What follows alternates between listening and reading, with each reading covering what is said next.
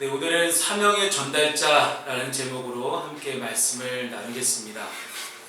우리 축구 선수 출신이신 이용현 집사님께 제가 질문이 하나가 있습니다. 자, 축구 팬들 사이에서 뜨거운 논쟁이고 계속해서 벌어지고 있는 논쟁입니다. 손차박이라고 하거든요. 자, 차범근, 박지성, 손흥민 이 셋 중에 누가 역대급 역사상 가장 뛰어난 선수인가? 우리 이용현 집사님 생각을 듣고 싶습니다. 차범근 씨는 우리 세대라서 네. 그리고 다 인정을 해. 물론 박지성하고 손흥민하고 축구 기술도 다 발전했지만은 그래도 차범근 씨가 제일 먼저 해외를 뚫고 오면서 차범근 씨가 아직도 최고의 레전드입니다. 아, 어쨌든 해외 축구로 나갈 수 있는 길을 열었다. 아, 그래서 차범근이다. 야, 이게 엄청난 논쟁이에요. 왜냐면 요즘 이런 친구들은 차범근 모르거든요. 박지성 경기도 아마 못 보고 자랐을 거예요. 저는 어쨌든 차범근 경기는 못 봤고 박지성 경기부터 이제 봤었고 우리의 새벽은 박지성이었습니다 하는 그런 문구가 아직도 인터넷에 굉장히 유행하고 있습니다. 그만큼 우리 축구 팬들에게 굉장히 중요한 일이기도 하면서 또 야구 팬들은 그렇게 이야기해요. 전성기의 박찬호냐 아니면 지금의 류현진이냐. 장로님, 감사한 건 둘 다 한화 아닙니까? 그죠? 박찬호, 류현진 둘 다 한화, 우리 대전 아닙니까? 그래서 저는 뭐 이게 논쟁에 무슨 의미가 있을까 싶은데 어쨌든 장로님 생각에도 박찬호가 먼저 해외 진출의 길을 열었기 때문에 박찬호다. 그리고 우리 집사님하고 장로님 생각은 그거예요. 어려운 길을 먼저 뚫고 나갔으니 그러니 차범근과 박찬호가 더 뛰어난 선수는 맞다. 자, 그렇다면 우리 마지막 신집사님께 제가 질문하겠습니다. 엘리야와 엘리사 둘 중에 과연 누가 최고의 선지자일까요? 저는 엘리야 쪽에 혹시 이유를 짧게 말씀해 주시면. 엘리야가 바알 선지자를 네. 850년과 열심히 네. 싸웠으니 싸웠었죠. 그 정도 영적 전쟁은 아무나 못한다. 네. 대단한 전투력이다. 네. 맞아요. 그래서 엄청 대단하긴 하죠. 어쨌든 열왕기 상은 엘리야 선지자를 중심으로 진행된 내용이고 열왕기 하는 엘리사 선지자를 중심으로 진행되는 이야기입니다. 근데 이 내용들을 봤을 때 뭐 말씀하신 대로 엘리야라는 사람이 그 어느 누구도 할 수 없는 대단한 일들을 했어요. 근데 엘리야가 엘리사보다 조금 더 괜찮아 보이고 뭔가 도드라져 보이는 이유는요, 엘리야 선지자 시대 때는 진짜 많이 영적 전투가 많이 벌어진 시기였어요. 그만큼 엘리야의 즉 하나님과 대적했던 아합과 이세벨이라는 그런 강력한 적군이 명확하게 설정되어 있기 때문에 선과 악의 대결 구도가 명확하게 드러났던 시기가 엘리야 시대입니다. 그런데 사실 엘리사 시대로 이렇게 보게 된다면 엘리야보다는 이 나라 전체에 끼친 영향은 조금 더 크다라고 볼 수 있습니다. 분명하게 선과 악의 대결 구도가 있진 않아요. 물론 이제 엘리사도 안 한 건 아니긴 하지만 분명히 이제 우상을 섬기는 많은 사람들과 함께 열심히 영적 전쟁을 한 건 맞습니다만은 엘리야 시대와 엘리사 시대가 뭐가 다르냐면 나중에 우리가 또 말씀 묵상하겠지만 엘리사 시대 때는 만약에 외국의 적군이 쳐들어오잖아요.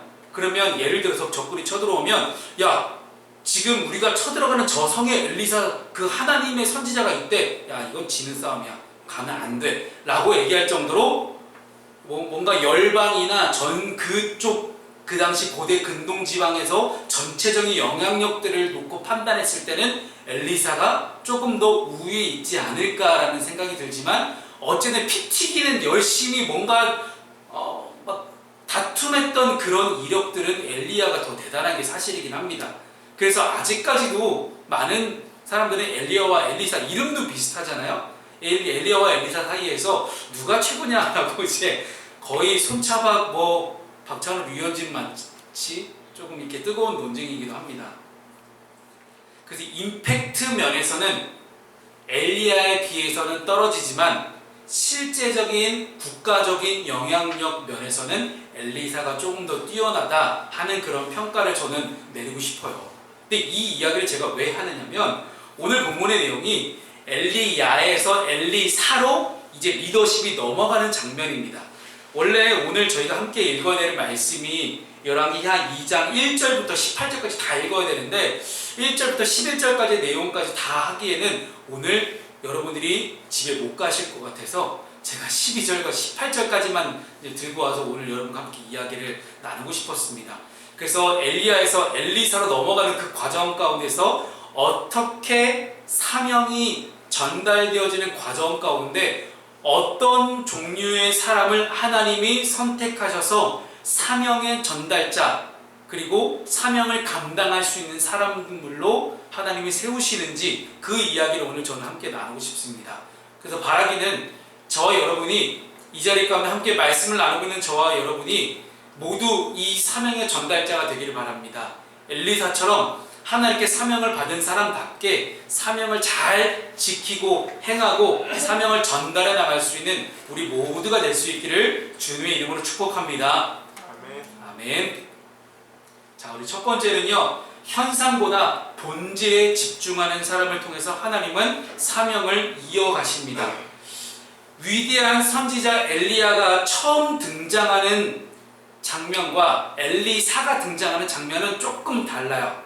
엘리야는 너무 멋지게 확 등장해가지고 하나님의 영이 임해서 하나님과 함께 엄청난 일들을 막 해나갔는데 엘리사가 등장하는 장면이거든요. 근데 약간 민망할 정도로 부끄럽습니다. 아니 그래도 하나님의 선지자인데 이렇게 막대해도 되나? 이렇게 무시해도 되나? 싶은 그런 느낌이 있다라는 것이죠. 엘리야가 불병거를 타고 자기의 겉옷만 남기고 하늘로 올라갔습니다.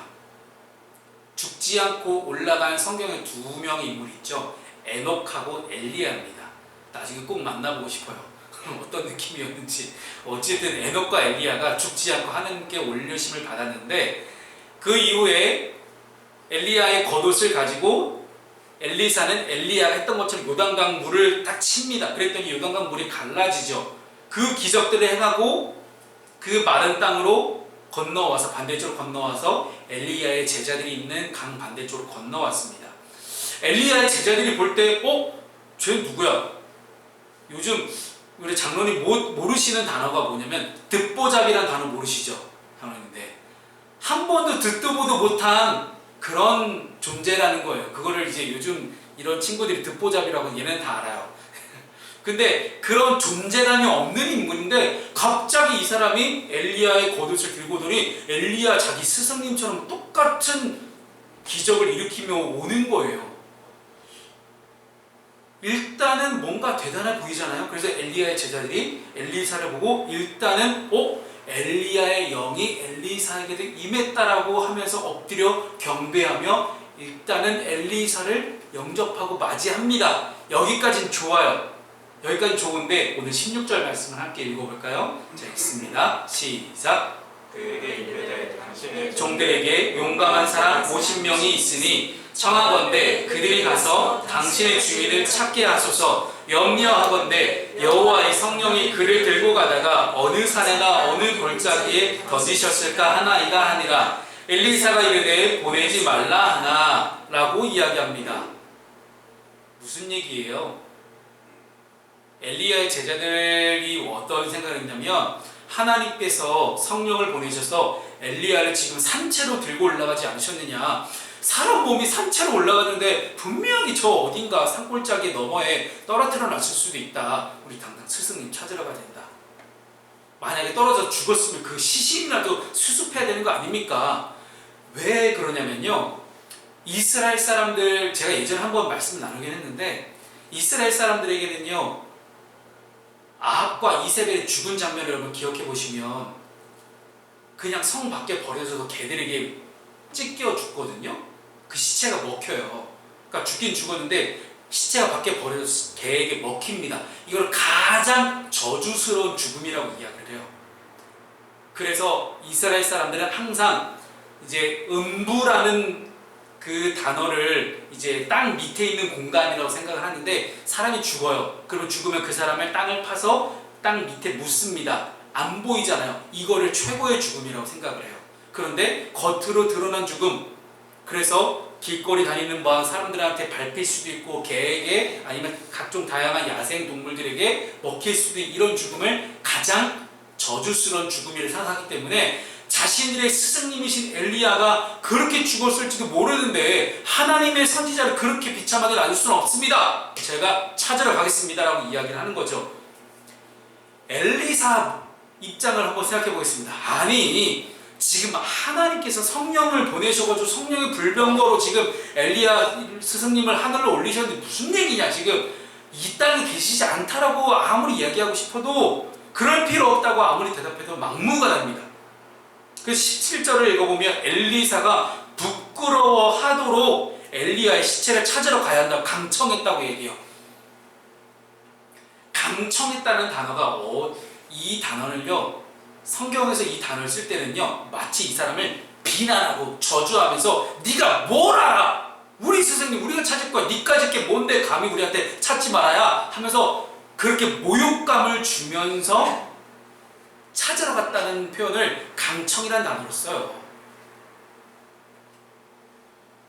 아마도 엘리사와 엘리야의 제자들 가운데 이런 실랑이가 벌어지는 그 장면을 봤을 때 우리가 생각을 해봅시다. 엘리야의 제자들 입장에서 아까 말씀드렸듯이 스승님의 육체가 걱정되지도 않습니까?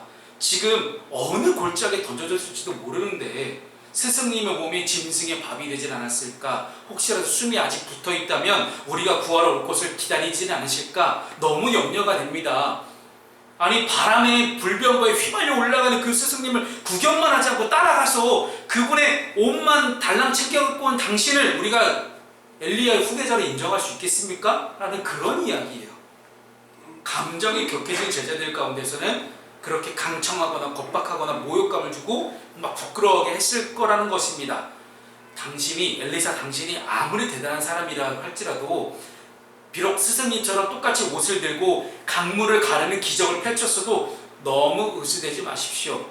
우리는 그것이 당신의 능력이 아니라 엘리야 스승님의 능력이라고 믿습니다. 엘리야 스승님 능력이 그 옷에 남아있는 거지 당신의 능력이 있는 건 아니다 라고 이야기를 하는 거죠. 결국 엘리사는 그들의 요구대로 그들이 엘리야의 시체를 찾으러 가도록 허락을 해줍니다. 무려 50명이 사흘 동안 산과 골짜기를 헤매면서 찾았지만 찾을 수가 없었어요. 아무것도 못 찾고 그들의 스승님의 시체를 수습하지 못하고 그저 기다렸을 겁니다. 엘리사 역시 답답한 마음으로 이 답답한 놈들아, 하늘로 올라갔다고 지금 이 땅에 계시지 않다고. 하지만 묵묵히 지켜볼 수밖에 없었겠죠. 엘리사 선지자의 사역은 참으로 이렇게 민망하게 시작됩니다. 여러분 엘리사 입장에서 어떻게 했어요? 엘리야가 불러서 이제 너가 나 대신 선지자 좀 해라. 그래서 부르심 받은 대로 따라왔어요. 근데 갑자기 그 자기를 불렀던 스승님 또 다른 제자들이 자기를 면박을 주고 있으니 얼마나 민망하고 체면에 서지 않는 모습이에요. 엘리야의 제자들은 엘리사가 엘리야의 자리를 이어받은 것에 대해서 인정하지 않는 분위기가 너무나 확실해 보입니다.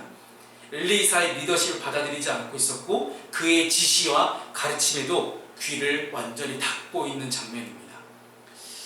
예전에 유명한 영화 대상 중에 곡성이라는 영화에서 무엇이 중요한디 도대체 무엇이 중요하냐고 라는 대사가 있었어요. 지금 엘리야의 제자들이 딱 그렇습니다. 무엇이 중요한지를 모르고 헛다리 짚고 있는 그런 모양새예요. 하나님께서 엘리야 이후에 엘리사를 세워서 새로운 일을 행하고자 하시는데 그렇게 하나님은 하나님의 때에 사명의 전달자들을 계속해서 세워가십니다. 그런데 지금 여전히 엘리야 제자들은 무엇이 중요한지를 모르고 과거에 얽매여 있는 그런 모습입니다. 예수님의 12제자를 통해서 시작된 복음 전파의 역사가 지금도 계속해서 이어지고 있습니다. 그래서 그 복음 전도 역사는 지금 우리에게까지 다가왔습니다. 우리도 예수님 12제자처럼 똑같이 복음을 전하는 삶을 살아가야 됩니다. 그렇게 각 시대마다 많은 전도자들이 복음을 전하는 사명을 이어가고 있습니다. 그렇다면 지금 교회에 제일 중요한 본질은 무엇일까요? 예수 그리스도의 복음을 받았으니 그 복음대로 사는 겁니다.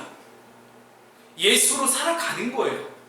제가 지난 한 주가 참 많이 묵상했던 내용이기도 하거든요.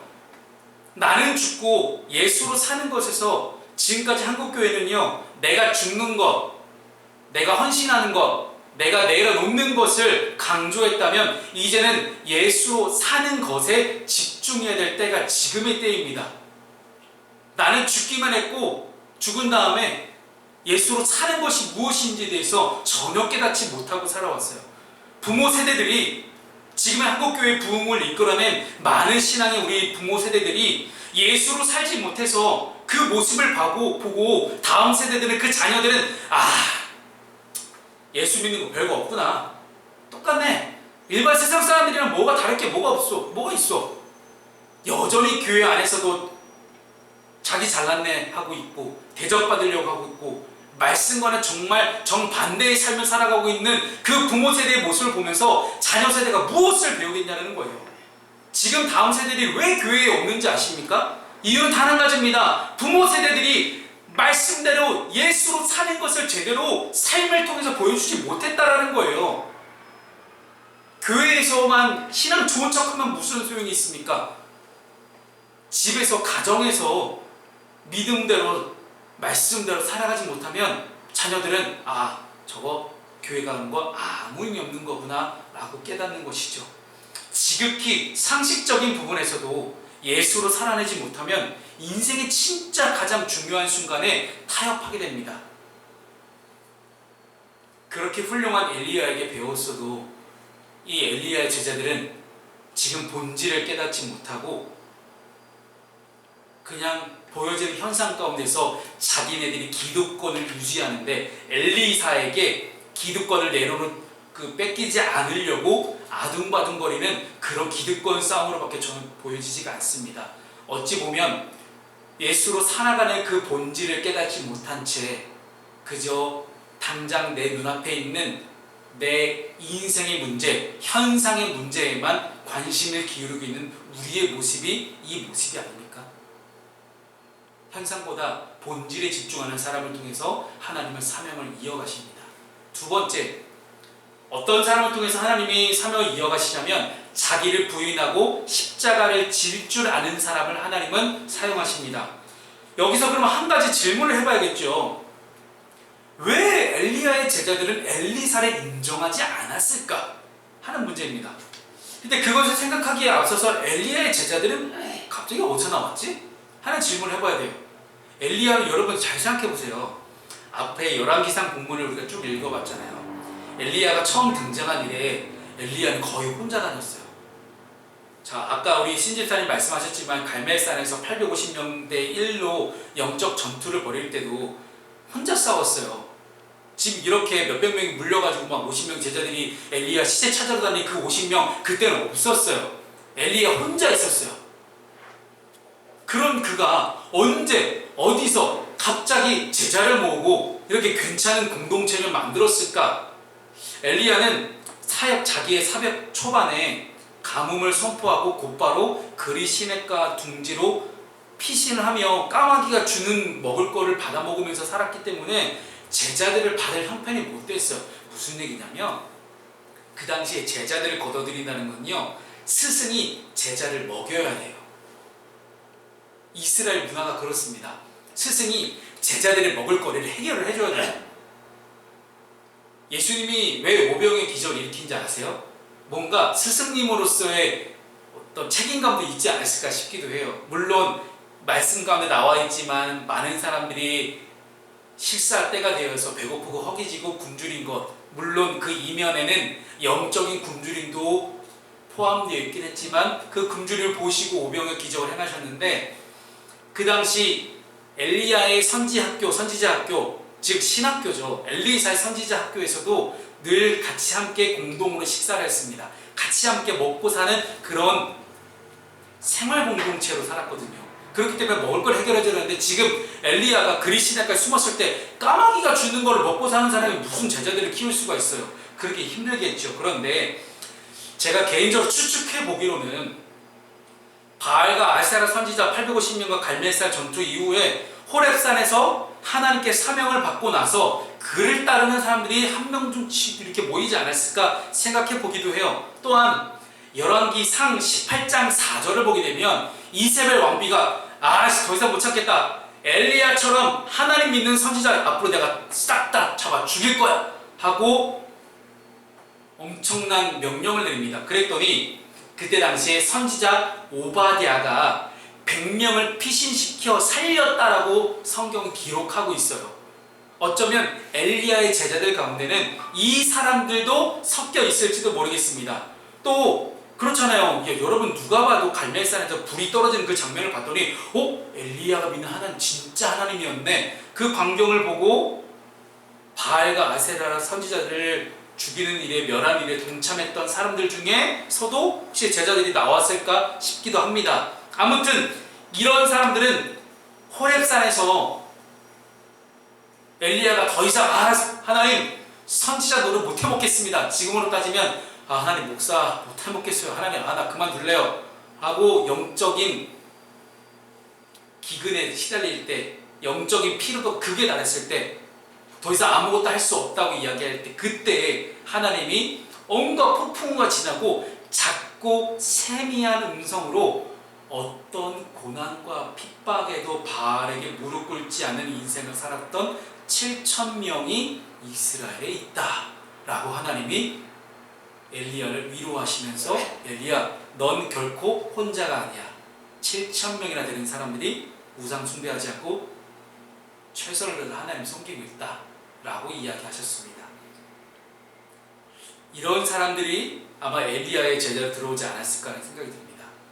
엘리야의 제자들이 몇 명인지 성경은 기록하고 있지 않아요. 어쨌든 분명한 것은 이 엘리야의 제자들은 아합과 이세벨 왕비라는 엄청난 강적들의 핍박 속에서도 무릎을 꿇지 않았던 신앙의 용사들입니다. 대단한 사람들이요. 그야말로 누구보다 믿음이 강하다고 자부할 수 있는 그런 사람들입니다. 게다가 그들의 스승이 누구예요? 무려 엘리야예요. 지금도 이스라엘 사람들이 가장 존경하는 두 명의 인물을 꼽으라면 모세와 엘리야를 꼽아요. 그 정도로 대단한 인물입니다. 소위 말해서 자신들의 정통성을 주장할 만합니다. 그래서 그들이 갑자기 듣보자 갑자기 어디서 툭 튀어나온 엘리사를 인정하지 않고 엘리사의 말에 거역하면서까지 자신들이 집단이 하고 싶은 대로 행동하는 그런 모습을 보고 있는 거예요. 소위 말해서 우리만 정통이요 라고 하는 정통을 주장하면서 자신들만의 생각이 옳다고 주장하는 매우 편협한 모습을 엘리야의 제자들이 보이고 있다는 겁니다. 속된 말로 저희 기독교 업계에서 그렇잖아요. 큰 대형교회에서 라인 잘 타가지고 승승장구하는 그런 목사들처럼 보이기도 합니다. 그런데 엘리사는 어떤 사람이었어요? 엘리야가 처음 그를 부르는 장면을 보게 되면요, 어떤 장면이냐면 엘리야의 제자들이 말하는 그 정통성과는 매우 거리가 멀어 보입니다. 그때 엘리사는 12겨리소를 부리며 농사를 짓고 있었다고 성경은 기록을 해요. 여러분 12겨리소라고 하면 무려 24마리의 소예요. 겨리가 한 겨리에 2마리씩 소가 묶여 있거든요. 그러니까 24마리의 소가 있을 정도라면 그 당시 이스라엘에서 부자입니다. 지금도 부자예요. 그 정도면. 고난과 불의의 시대에 우상에게 절하지 않고 여호와 신앙을 지키다가 고난을 당하며 피난길에 오른 사람들도 있는데, 그렇게 온갖 영적 전투를 치르며 엘리야의 제자로 간신히 입성한 사람들도 있는가 하면, 엘리사처럼 부자로 편안하게 살다가 엘리야가 불러요. 저 하겠습니다 하고 평안한 삶을 살다가 들어온 그런 엘리야의 제자도 있었다는 것이죠. 그런데 엘리사의 강점을 저는 뭐라고 생각했냐면, 엘리야가 제자로 부를 때 곧바로 순종했다라는 거예요. 자신의 삶에 안정적인 모든 부와 명예를 내려놓고 한순간에 모든 것들을 다 포기하고 다시 뒤를 돌아보지 않겠다는 결단으로 두 마리의 소와 농기구를 다 불살라 버리면서까지 엘리야를 따라갑니다. 마치 예수님께서 베드로와 야고보와 요한을 갈릴리 바다에서 부르실 때 그들이 배와 그물을 버려두고 예수님을 쫓았던 것 같은 그런 장면이 저는 생각이 났습니다. 그러나 그럼에도 엘리야의 다른 제자들은 자신들과 출신이 다른 엘리사를 심정적으로 받아들이지 않았어요.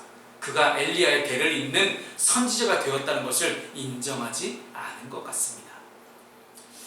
제가 처음 목회 현장에 들어와 보니 그런 단어가 있더라고요. 옛날 신라 귀족들처럼 성골, 진골, 육두품, 그냥 출신 성분이 애매한 무골, 뼈가 없다는 거죠. 뼈대 있는 집안이 아니라는 거죠. 이게 무슨 얘기냐면 성골은 말 그대로 자신의 부모님이 목사님이에요. 그래서 부모님이 목사님이라서 뼈대 있는 목회자 가문이라는 거죠. 뭐 이름만 대면 네가 누구 목사님 아들이야? 하면서 네 아버지랑 내가 신학교 때 친했어 하면서 서로 끌어주고 엄청 잘 땡겨줍니다. 엄청난 끈끈한 아임이 있어요. 목사들끼리만 끌어주는. 그 다음에 진골, 성골하고는 좀 다르잖아요. 김유신 같은 그 진골은 이제 약간 가야에서 넘어온 사람들이잖아요. 그런 경우는 우리가 뭐라고 했냐면 아버지는 아니에요.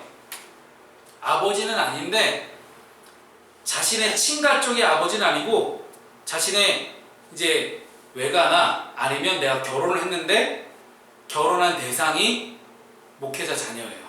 그러면 진골이라고 얘기합니다. 그 다음에 육두품은 뭐냐면 자기 부모님이 장로님이에요. 그러면 육두품입니다. 우리 민병자님 지금 육두품이세요. 지금 아들이 목사님. 그 저같이 아무런 뭐 저희 본가나 처가나 뭐 아무튼 뭐 온 집안 다 탈탈 털어도 목회자가 전혀 나오지 않고 장로님도 없는 그런 집안, 무골, 뼈대가 없는 집안이라고 하죠. 누구 하나 끌어줄 수도 없고 땡겨줄 수도 없고 누구 하나 의지할 곳도 없는, 정말 주님만 의지할 수밖에 없는 그런 존재가 저 같은 존재입니다. 근데 이게 뭐 별거 아니겠거니 생각을 했거든요. 근데 사람 사는 세상에 다 똑같더라고요. 목사고 뭐고 그냥 결국은 그 연줄 따라가는 게 너무 보이는 거예요. 얼마나 심한지요. 그걸로 교회 자리에 왔다 갔다 하고 교회 사고 팔고 세습하고 별짓들을 다 합니다. 그런 과정들을 보면서 처음에 제가 신학교 간다고 했을 때 저희 교회에 있었던 두 분의 부목사님이, 한 분은 저한테 뭐라고 하셨냐면, 명진아 너 앞으로 목사가 되겠다고 꼭 하나님 잘 붙잡아라. 기도 많이 하고 꼭 성령 충만한 목사가 되길 바란다. 하나님 손에 붙잡힌 능력의 종이 되길 바란다. 또 한 분은요 뭐라고 하셨냐면, 윤간사, 제가 간사였거든요. 교회에서 윤간사 목회 잘하려면 담임 목사님 잘 모셔. 담임 목사님 잘 연락하고 잘 자주 찾아뵙고 담임 목사님한테 잘해야 돼. 알겠지?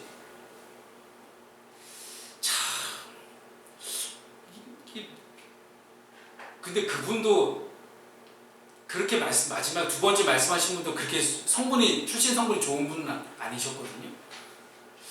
근데 왜 저렇게 말씀하실까? 오히려 첫 번째 분은 목사님 자녀였어요. 목사님 아드님이었는데 그분은 정말 하나님만 붙잡으라고 하고, 출신 성분이 안 좋으신 분은 담임 목사님만 잡으라는 거예요. 정말 큰 교훈이 됐습니다. 안 좋은 방면교사로 삼기 시작했어요. 진짜 하나님만 붙잡아야 되는 게 맞는 거구나. 그래서 사람 눈치 보지 않고 정말 떳떳하게 하나님 눈치 보면서 사는 그런 목회를 어쨌든 저는 10년 이상 계속해서 해오고 있는 것 같습니다. 그것이 가능해진 이유는요, 사람 눈치 보다 보면 감정에 휩쓸리게 돼요. 근데 하나님께서 사명을 주시는 사람은요, 감정보다 사명에 충실한 사람을 통해서 하나님 계속해서 사명을 이어가십니다. 드디어 오늘 마지막 절이죠. 18절이 되니까 엘리사의 리더십이 살아나는 것 같습니다. 엘리사로 리더십이 교체되는 순간을 통해 우리가 알 수 있는 것은, 우리의 감정이 하나님의 뜻을 분별하는데 걸림돌이 되면 안 된다는 거예요. 우리의 신앙의 모습 가운데도 엘리야의 제자들과 같이 그런 모난 부분이 있을 때가 있어요. 개인적으로 가지고 있는 불편하고 서운한 감정들 때문에 말씀과 기도 혹은 상황과 환경, 주의 몸된 교회 공동체를 통해서 분명하게 주시는 하나님의 뜻을 인정하지 못하고 자꾸 다른 길로 가려고 하는 그런 모습들이 있다는 말입니다. 아마 엘리야의 제자들은 그렇게 이야기했죠. 우리가 이세벨의 핍박을 피해서, 당신이 이세벨을 알아? 우리가 이세벨의 왕비의 핍박을 피해서 어떤 일을 겪었고 동굴에 피해 있었고 갈멜산에서 바알과 아세라 선지자 850명과 불이 떨어지는 그런 전투를 펼쳤는데 당신은 어디에 있었습니까? 엘리야의 제자들이 엘리사에 대해서 가지고 있는 불편한 마음을 충분히 이해가 갑니다. 그러나 그들의 생각과 감정이 발목을 잡아서 하나님께서 그들을 통해 이루려고 하시는 새로운 시대의 역사를 향해서 그들은 나아가지 못하고 있었어요. 그렇기 때문에 너무나 아쉽다는 것이죠. 교권화되고 보수화된 집단일수록 카르텔을 구성했을 때 가장 위험한 집단이 됩니다. 그런데 사실 그 속에 있는 사람들은, 카르텔 속에 있는 사람들은 그들의 위험함을 깨닫지 못할 확률이 굉장히 높습니다. 근데 제가 목회를 하다 보니 목회자 집단이 그래요. 가장 보수적이고요, 가장 변화를 두려워하고 도전을 두려워하는 집단이 목회자 집단입니다. 그러니 그 안에서 서로 땡겨주고 끌어주고, 그릇된 것이 있어도 잘못된 것이 있어도 올바르게 말을 하지 못하는 자정 능력이 굉장히 부족한 집단이 목회자 집단이었어요. 그러니 하나님보다 사람을 더 의지해서 권력을 향해 올라가는 사람들이 매우 많이 있는 것도 현실입니다. 엘리야 시대랑은 이제 달라요. 엘리사의 시대에는 하나님이 전 근동 지방에 다 군림하시면서 새로운 일들을 만들어 가실 준비를 하고 계세요. 치열했던 투쟁의 시대가 끝나고 이제는 엘리사가 다니면서 백성들 한 사람 한 사람을 어루만지고 위로해주고 가르칠 때입니다. 이전보다 더 막강한 제국들이 등장할 거거든요. 아수르가 좀 있으면 등장하고요. 아수르에서 어쨌든 나중에 멸망하긴 하겠지만 시리아, 아람부터 아수르, 바벨론으로 이어지는 그 모든 과정들 속에서 어떻게든 이 싸우는, 안에서 싸우는 게 아니라 이스라엘을 하나로 묶고 외부의 적과 단계로 싸워야 되는 그 시대가 오기 시작했다는 거예요. 엘리사 시대는 바로 그런 시대였어요. 그러나 엘리야의 제자들은 자신들의 의로움을 고집하며 엘리야의 승천과 엘리사의 위임을 받아들이지 못하는 그런 어리석음을 범하고 있는 겁니다. 우리 안에 선포되어 있는 하나님 비전과 사명에 대해서 여러분들 어떻게 반응하고 있습니다? 뭐 엘리사도 그렇고 엘리야도 그렇고 저와 여러분 모두가 다 연약한 인간이기 때문에 교회 공동체 안에서 서로 불편한 모습 가운데 감정적인 어려움이 있을 수 있습니다. 왜 작은 교회 공동체라고 그런 게 없겠어요? 얘네 둘도 맨날 싸워요.